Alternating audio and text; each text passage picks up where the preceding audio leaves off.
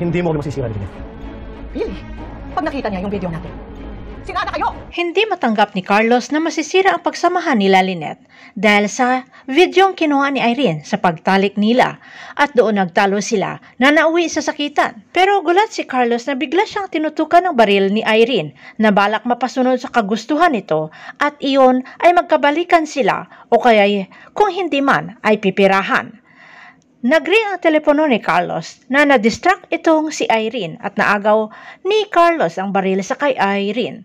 Pero buong lakas naman siya na sinipa ni Irene ang lalaki at kumaripas ng takbo na balak lalabas ng bahay hanggang sa naabutan siya ni Carlos sa pintuan at nag-away na naman ang mag-asawa.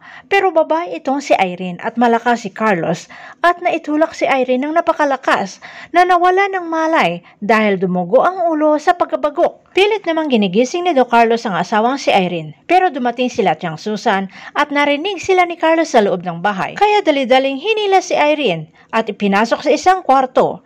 Ang isang paso naman ng tanim ay ikinalat sa sahig na may dugo at tumiga si Carlos na nagkunwaring nawalan ito ng malay at ito ang senaryo na datnan nila tiyang Susan at Josa. Matuluyan kayang mamamatay si Irene at maitago ni Carlos ang namagitan sa kanila ni Irene at hindi may bubunyag na kasal sila ni Irene at Carlos. Abangan na lang natin ang susunod na episode dito sa Abot Kamay na Pangarap.